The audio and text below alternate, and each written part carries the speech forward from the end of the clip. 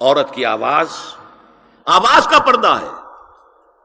اب دیکھیے کس حد تک نماز میں اس وقت عورتیں بھی شریک ہوتی تھیں، اگرچہ حضور نے فرمایا مردوں کی صف بہترین سب سے آگے والی ہے اور سب سے بری صف سب سے پیچھے ہے، کیونکہ اس کے پیچھے پھر عورتوں کی صف ہوتی تھی، اور عورتوں کے لیے سب سے اچھی صف سب سے پچھلی والی ہے اور سب سے بری سب سے آگے والی ہے.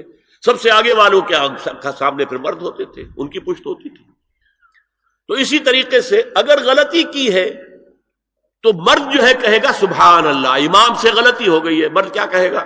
سبحان اللہ. عورت کیا کرے گی؟ اپنے ایک ہاتھ کے پشت پر اپنا ہاتھ مارے گی، اپنی آواز نہیں نکالنی. آواز کا پردہ،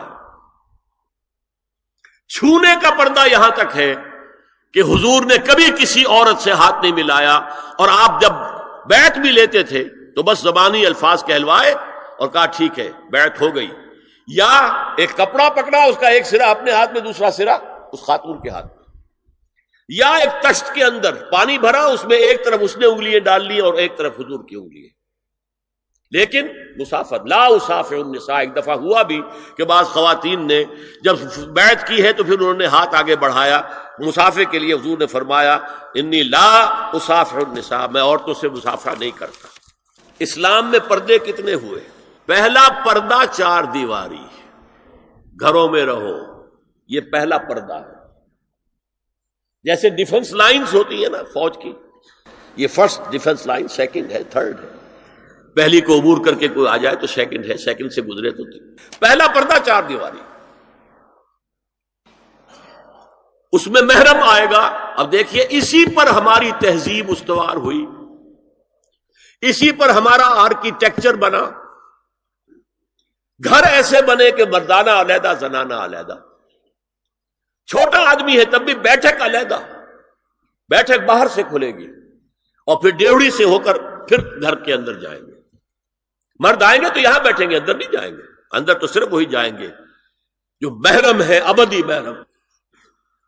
دوسرا پردہ ستر، گھر کے اندر جو محرم آ گئے ہیں ان کے سامنے چہرہ تو کھلے گا، باقی جسم کا کوئی حصہ بھائی بہن کا نہیں دیکھ سکتا، اور باپ بیٹی کا نہیں دیکھ سکتا، بیٹا ماں کا نہیں دیکھ سکتا.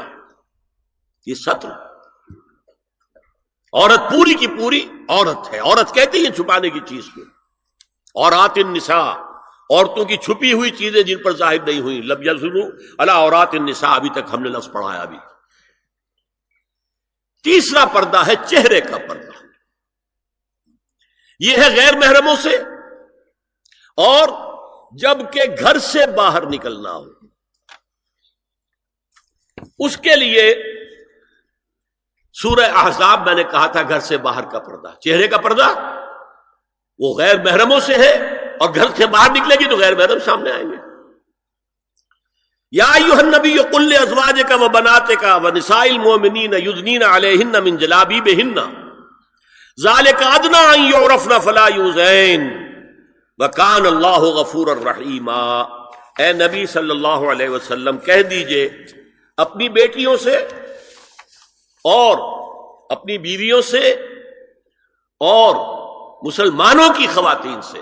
اب دیکھیے یہ سورہ احزاب ہی میں ہو رہا ہے. شروع میں یا نساء نبی سے بات چلی، استیزان بھی صرف نبی کے گھر میں داخل نہ ہو اذن کے بغیر. آگے چل کر سورہ احزاب ہی میں عام بھی کر دیا.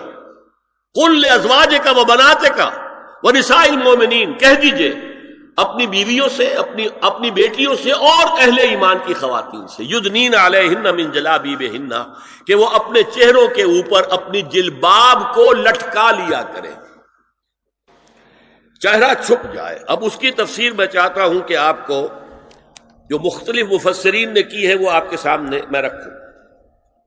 حضرت عبداللہ ابن عباس نے اس آیت کی جو وضاحت فرمائی ہے اسے حافظ ابن کثیر نے اپنی تفسیر میں اس طرح نقل کیا ہے. اللہ نے مسلمان عورتوں کو حکم دیا ہے کہ جب وہ کسی کام کے لیے گھروں سے نکلیں تو اپنی چادروں کے پلو اوپر سے ڈال کر اپنا منہ چھپا لیں اور صرف ایک آنکھ کھلی رکھیں. دونوں آنکھیں بھی غلط ہیں. ہمارے ہاں برقع کیوں بنا تھا؟ دیکھیے چادر میں عورت لپٹی ہوگی، اس کا ہاتھ جو ہے اس چادر کو سنبھالنے میں آکوپائی ہو جائے گا۔ برقع ضرورت کی ایجاد ہے جو ہوا ہے، اور اس کے آگے آپ کو معلوم ہے پچھلے برقعوں میں جالیاں لگی ہوتی تھی کہ نگاہوں سے بھی براہ راست سامنا نہ ہو، اور یہ میں نے اپنی آنکھوں سے دیکھا۔ انقلاب ایران کے بعد جو حاجی آئے ایران سے، ان کو جو میں نے دیکھا ہے، اس طرح چادر میں ملبوس عورتیں ہوتی تھی، لمبی سی چادر، ایک ہاتھ سے اس کو اس طرح پکڑا ہوا ہے، اور صرف ایک آنکھ کھلی ہے، دوسری نہیں۔ میں نے شروع میں کہا تھا ہمارے نزدیک اسلام دین ہے، صرف مذہب نہیں۔ اسلام قرآن اور سنت دونوں پر مبنی ہے، صرف قرآن پر نہیں۔ اسی میں ایک اضافہ کیجئے اس بات کا کہ حضور نے کئی حضرات سے یہ کہا، کہیں وہ رشتہ کر رہے تھے، کہ آپ نے ایک نظر دیکھ لیا ہے۔ اب اگر یہ ایک نظر دیکھنا اس کی اتنی اہمیت ہے تو اس کا کیا مطلب ہے؟ اگر تو صورتحال یہ ہوتی کہ ہر وقت چہرہ کھلا ہے، آ رہے جا رہے، تو ایک نظر دیکھنے کی کیا ضرورت ہے؟ وہ تو دیکھا دکھایا ہے۔ زمانہ آیا ہے بے حجابی کا، عام دیدار یار ہوگا۔ سکوت تھا پردہ دار جس کا، وہ راز اب آشکار ہوگا۔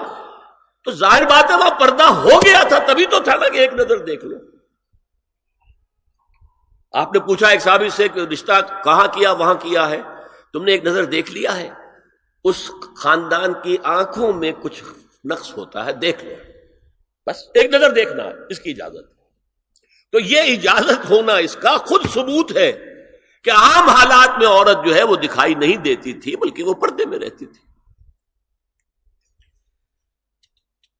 مسلمان جدید تعلیم یافتہ دانشوروں کی منافقت، وہ کہتے ہیں یہ پردہ وردہ سب مولویوں کی ایجاد ہے۔ کبھی کہہ دیتے ہیں یہ تو ہندوستان میں راجپوتوں کا پردہ ہوتا تھا تو مسلمانوں نے یہاں یہ پردہ ایجاد کر لیا۔ میں نے دیکھا ہے عرب کی بدو خواتین کو مکے سے مدینے جاتے ہوئے نظر آتی ہیں۔ ایک خاتون اونٹ کی پوری قطار لے کر جا رہی ہے، ہاتھ میں لاٹھی ہے، پورا مکمل پردہ، چہرہ چھپا ہوا، آنکھوں کے اوپر بھی کوئی انہوں نے وہ حجاب سا بنایا ہوتا ہے خاص چھجا سا، اور ہاتھوں میں دستانے، پاؤں میں جرابیں۔ یہ کون سے راجپوتوں کا پردہ سعودی و عرب کی جو ہے ریگستانوں میں پہنچ گیا؟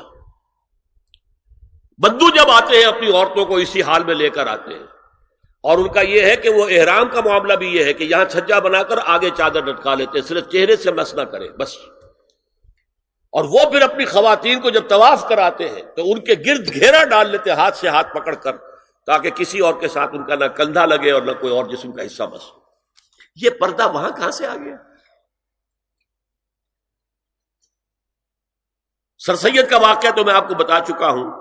اب ذرا علامہ اقبال، میں منافقت اس لیے کہہ رہا ہوں کہ ایک طرف ہمارا جدید دانشور طبقہ، مولوی ملاٹے دیوبندی ہوں، فلاں ہوں، یہ ہوں وہ ہوں، یہ دقیانوسی ہے، اصل میں تو سر سید احمد خان، اور پھر علامہ اقبال۔ علامہ اقبال کا حال کیا ہے وہ سن لیجئے آپ۔